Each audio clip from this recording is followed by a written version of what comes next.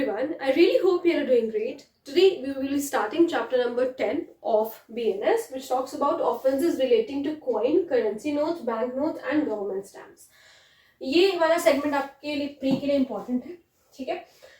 Section number 178 talks about counterfeiting coins, government stamps, currency notes और bank notes. So whoever counterfeits, कोई भी इंसान counterfeit करता है या knowingly perform करता है any part of the process of counterfeiting, any coin or stamp issued by the government. Knowingly counterfeit करता है या knowingly जानकारी है उसे कि ये जो कर रहा है इससे काउंटरफीटिंग हो जाएगी किसी भी कॉइन की, किसी भी स्टैम्प की जो कि गवर्नमेंट के द्वारा इशू करा जाता है for the purpose of revenue, currency note और बैंक नोट, तो shall be punished with imprisonment for life. Life imprisonment इसकी पनिशमेंट है, और with imprisonment of either description जो कि 10 साल तक का हो सकता है, and shall also be liable to fine. तो लाइफ इम्प्रिजनमेंट है, 10 साल तक की इम्प्रिजनमेंट है, प्लस फाइन, ठीक है, प्लस फाइन है यहाँ पर. अब आते हैं हम लोग एक्सप्लेनेशन पर. For the purpose of this chapter, the expression bank note means a promissory note, ठीक है, और engagement for the purpose of money to bearer on demand issued by any person carrying on business of banking in any part of the world or issued by or under the authority of any state, अभी जो कि issue किया गया है किसी state की authority के अंदर, सॉवरेन पावर की अथॉरिटी के अंदर, intended to be used as equivalent to और एज सब्स्टिट्यूट ऑफ मनी, जो कि मतलब या तो पैसे की बराबरी में यूज किया जा रहा है या फिर उसके सब्स्टिट्यूट में यूज किया जा रहा है, तो उसे हम बैंक नोट कहते हैं, ठीक. फिर उसके बाद कॉइन का मतलब क्या है, तो coin shall have the same meaning as assigned in section number 2 of coinage act of 2011 and includes metal used for the time being as money and is stamped and issued by under the authority of any state or sovereign power intended to be used by. जो 1-2 रुपए वाले coin आते हैं उसी के बारे में बात कर रहा है, ठीक है. सबसेक्शन 3 नहीं है, ये आपके एक्सप्लेनेशन का थर्ड पार्ट है कि a person commits the offense of counterfeiting government coin who counterfeits by causing a genuine stamp of one denomination to appear like a genuine stamp of other denomination.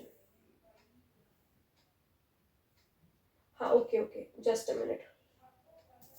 ठीक है. कोई भी person अगर commit करता है काउंटरफीटिंग, मतलब गवर्नमेंट स्टैम्प को counterfeit करता है, वो काउंटरफीट से जेन्युइन स्टैम्प, जो जेन्युइन स्टैम्प है उसको काउंटरफीट करने का मतलब पता है ना, एक सेम चीज है उसको दूसरी उसकी जो है कॉपी टाइप की बना दी, रिजेंबल करती हुई इसकी कॉपी बना दी, ठीक है. जरूरी नहीं है काउंटरफीटिंग में एग्जैक्ट सेम आपने बनाई है, लेकिन जैसे आपने ए डैश का ए बी बास कर दिया, दैट इज ऑल्सो काउंटरफीटिंग, ठीक है. Of one denomination to appear like a genuine stamp of a different denomination, ये भी अगर आपने किया है तो वो माना जाएगा counterfeiting. A person commits the offence of counterfeiting coin who intended to be practice deception practice. Counterfeit जो है क्या होता है, उसका जो पर्पस होता है मैं कहूँ तो डिसेप्शन प्रैक्टिस करने का होता है, और knowing it to be likely, और या फिर इस बात की जानकारी है कि कहीं ना कहीं जो है डिसेप्शन प्रैक्टिस हो जाएगा, causes a genuine coin to appear like a different coin, ठीक है. And the offence of counterfeiting coin includes diminishing the weight or alteration of composition.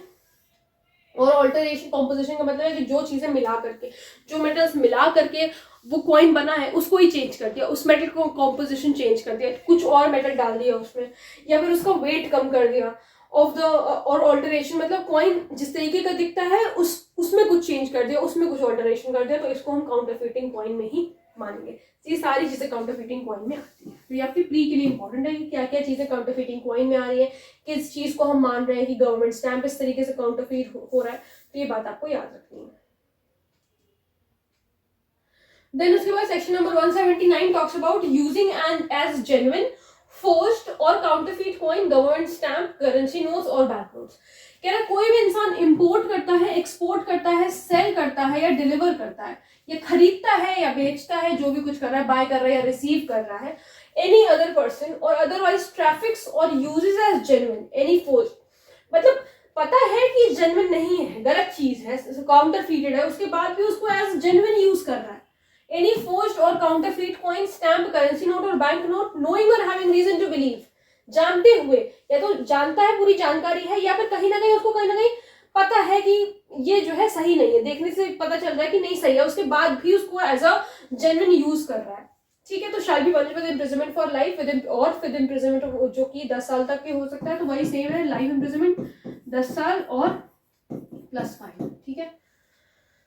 Section number 80, possession of forged or counterfeit coin, government stamp, currency note और bank note. कह रहा है whoever has in his possession, अब यहाँ पर possession punishable है कि आपके पास पोजेशन ही है अगर काउंटरफीट कॉइन का या फोर्स्ड कॉइन का, स्टैम्प का, करेंसी नोट का, बैंक नोट का, और आपको ये बात पता है उसकी कि ये जो आपके पास चीज है दिस इज फॉल्स या फिर काउंटरफीटेड है, और आपका इंटेंशन है कि आप इसको एज जेन्युइन यूज करोगे, आपने पोजेशन ही इसलिए लिया है क्योंकि आप इसको एज जेन्युइन यूज कर सको, तो ऐसे में जो है सजा है 7 साल तक की और विद फाइन और विद बोथ है, ठीक है। Explanation: if a person establishes that the possession of the forged or counterfeit coin, stamp or currency note to be from a lawful source, it shall not constitute. तो कह रहा है कि अगर ये पर्सन स्थापित कर दे ये बात कि जो पोजेशन उसके पास आया है लॉफुल सोर्स से आया है, तो फिर ये ऑफेंस नहीं होगा इस सेक्शन के अंदर, this will not constitute an offence under this section. Section number 181 talks about making और possessing instrument or materials for forging और काउंटरफीटिंग government stamp, currency notes or bank note. कह रहा है कि इंस्ट्रूमेंट्स बनाए जा रहे हैं ताकि हम जो है कॉइन को काउंटरफीट कर सके, हम कॉइन को या गवर्नमेंट स्टैम्प को या करेंसी नोट्स को या बैंक नोट्स को जाली बना सके, ठीक है। तो whoever makes or mends or performs any part of the process, perform any part, कोई भी पार्ट अगर परफॉर्म करता है उसको बनाने में, उसको मेंट करने में, या खरीदता है, बेचता है, कुछ भी कर रहा है, डिस्पोजेस ऑफ और हैज इन हिज पोजेशन या फिर उसके पोजेशन में है एनी मशीनरी, कोई डाई और इंस्ट्रूमेंट और material for the purpose of being used, जो कि यूज करा जाएगा, और नोइंग और हैविंग रीजन टू बिलीव कि ये यूज करा जाएगा फॉर फोर्जिंग एंड काउंटरफीटिंग कॉइन, इसलिए हम इसको यूज करेंगे, तो फिर ऐसे में क्या होगा, सजा है कितने साल की, extend to 10 years and shall also be liable to fine. अच्छा, लाइफ इम्प्रिजनमेंट भी है, वही मैं कहूँ कि एक चीज को छूट रही है, लाइफ इम्प्रिजनमेंट है, वही सेम सजा है, लाइफ इम्प्रिजनमेंट है आपकी 10 साल है, या तो नहीं है, प्लस है, फाइन तो है, ठीक है, प्लस फाइन है, ये आपको ध्यान रखना है, ठीक। फिर उसके बाद सेक्शन नंबर 182, तो 182 सेज मेकिंग और using documents resembling currency notes or bank notes. Resemble करता हुआ आपने कोई जो है डॉक्यूमेंट बना दिया, whoever makes or causes to be made or uses for any purpose whatsoever, किसी भी पर्पस के लिए, या फिर डिलीवर करता है किसी दूसरे पर्सन को कोई भी ऐसा डॉक्यूमेंट जो कि लगे ऐसा या फिर रिजेंबल करे, and also nearly resembling has to be calculated to deceive, मतलब इतना आपने उसको रिजेंबल करा दिया कि कहीं ना कहीं आपने अपने दिमाग में कैलकुलेट कर लिया कि सामने वाला बंदा तो पागल बन जाएगा, डिसीव हो जाएगा, चीटिंग हो जाएगी सामने वाले के साथ। कोई भी करेंसी नोट के साथ आपने ऐसा किया, बैंक नोट के साथ ऐसा किया, तो shall be punish which fine से पनिशेबल होगा, जो कि 300 रुपए तक का है, 300 रुपीज, ठीक। Then if any person whose name appears on a document, the making of which is an offence under subsection 1, कह रहा है अगर किसी पर्सन का नाम उस डॉक्यूमेंट के ऊपर उस डॉक्यूमेंट के ऊपर है, refuses without lawful excuse, बिना किसी lawful excuse के मना कर दे to disclose a police officer on being so required the name and address, नाम और पता बता ही नहीं रहा, of the person by whom it was printed, किसके द्वारा ये प्रिंट किया गया था नहीं बता रहा, और अदरवाइज मीडिया जिसने भी इसको बनाया अगर उसका नाम और पता वो नहीं बता रहा पता होते हुए, तो shall be punished with fine, जो कि 600 रुपए तक का होगा। Then subsection 3, where the name of any person appears on any document in respect of which any person is charged with an offence under subsection 1, or on any other document used or distributed in connection with that document until the contrary is proved that the person caused the document to be made। कहना अगर किसी भी बंदे का नाम उस document के ऊपर अपेयर कर रहा है, अगर उस डॉक्यूमेंट के ऊपर अपेयर कर रहा है और वो एक ऑफेंस बन गया है अंडर सबसेक्शन 1, तो फिर जो है प्रिज्यूम ऐसा कर लिया जाएगा कि उसी पर्सन ने जो है वो डॉक्यूमेंट बनाया है, जिस भी पर्सन का नाम वहां पर है तब भी जो है ये मान लिया जाएगा कि उसी पर्सन ने, ये मे प्रूव किया जाएगा, it may be proved, sorry it may be presumed कि उस पर्सन ने वो डॉक्यूमेंट बनाया है, कॉन्ट्ररी अगर प्रूव्ड हो जाता तो बात अलग है, कुछ दूसरी बात अगर प्रूव कर दी तो बात अलग है। फिर effacing writing from substance bearing government stamp or removing from document a stamp used for it with intent to cause loss to government. अब ये क्यों हो रहा है, इंटेंशन क्या है, गवर्नमेंट को चूना लगाने का इंटेंशन है।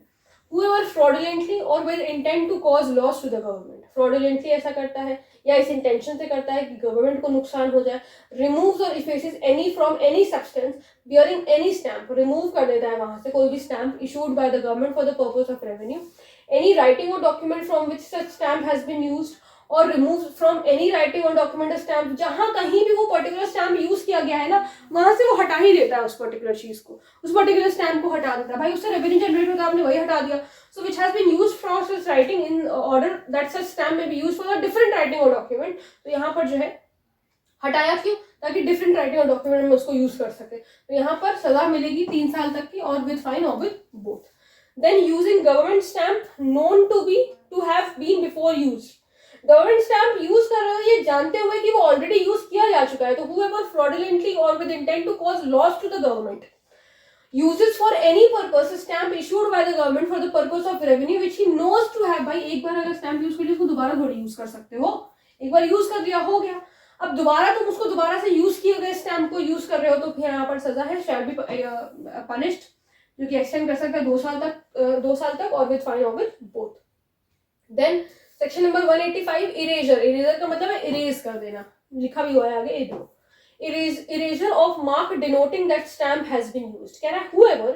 fraudulently or with intent to cause loss to the government, दो चीजें बताई गई, एक तो फ्रॉडुलेंटली, एक फ्रॉडुलेंट इंटेंशन बताया गया, और एक इंटेंशन बताया गया है क्या,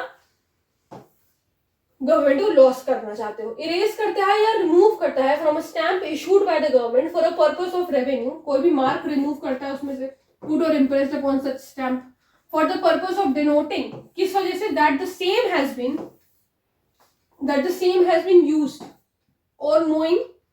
has in his possession or sells or disposes of any such stamp from which such mark has been erased or removed, or sells or disposes of such stamp which he knows to have been used, जानते हुए कि वो use किया गया, उसके बाद भी अगर इस तरह की हरकत करता है तो shall be punished with imprisonment, जो कि 3 साल तक का होगा, 3 years, or with fine or with both। Then prohibition of fictitious stamp,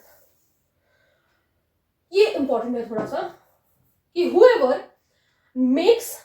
or knowingly utters or deals in or sells any fictitious stamp, कुछ मतलब वो स्टैम्प एग्जिस्ट ही नहीं करता है कहीं पे, और मतलब एक भी ऐसे कुछ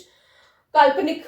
फिक्टिशियस को आप लोग काल्पनिक कह सकते हैं, जैसे हम लोग वो डिस्क्लेमर आता है ना पहले कोई भी मूवी वगैरह शुरू होने से पहले कि सब फिक्टिशियस है, तो वही काल्पनिक चीजें हैं, काल्पनिक घटनाएं हैं, वही चीज कोई काल्पनिक स्टैम्प बना दिया, knowingly uses for any postal purpose,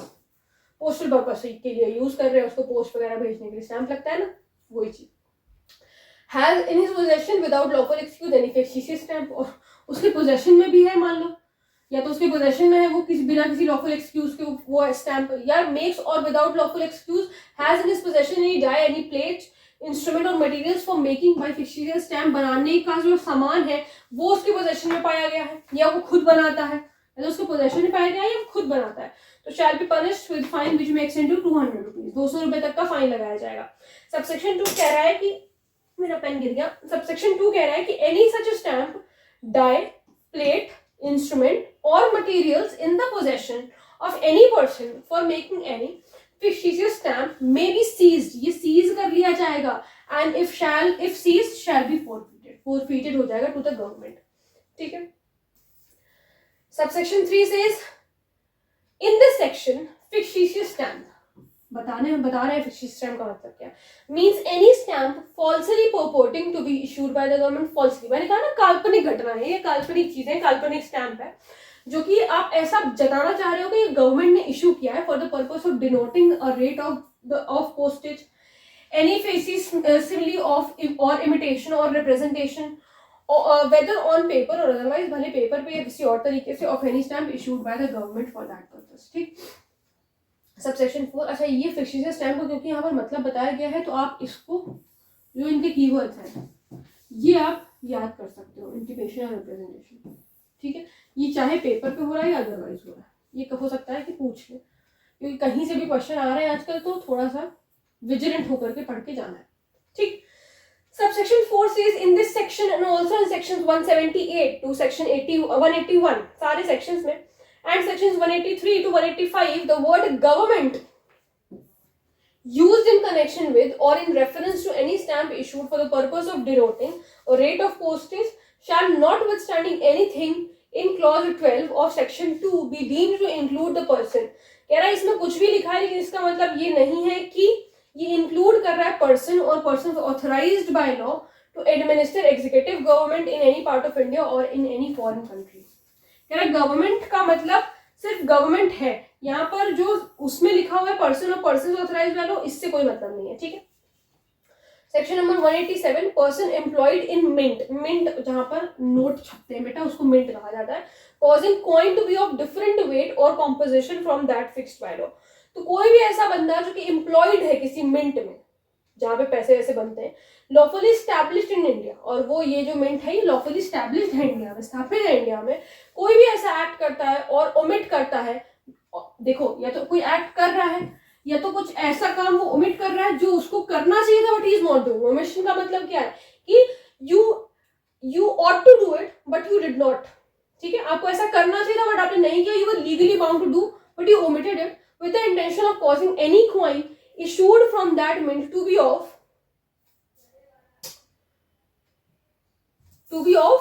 a different weight or composition from the weight of composition भाई कोई एक weight और composition फिक्स किया जाता है लॉ के द्वारा,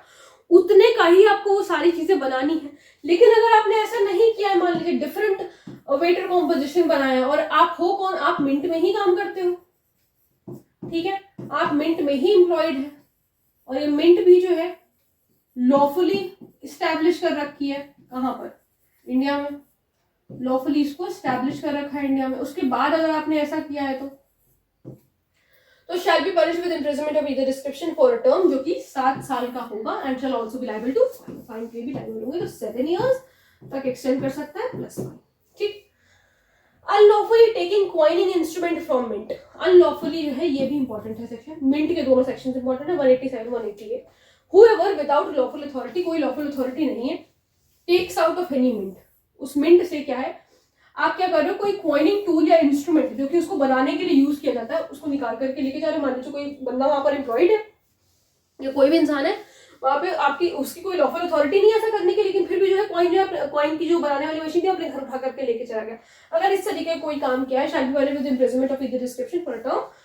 which may extend to 7 years and shall also be liable to fine। तो यहाँ पर भी 7 साल है, एक्सटेंड हो सकता है मैक्सिमम, प्लस फाइन तो होगा ही होगा, ठीक है। सो आई होप आप लोगों को ये वाला चैप्टर नंबर 10 अच्छी तरीके से क्लियर हुआ होगा।